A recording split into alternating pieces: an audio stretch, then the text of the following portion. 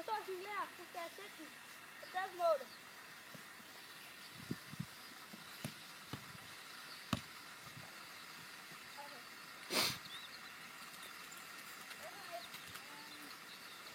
Nu.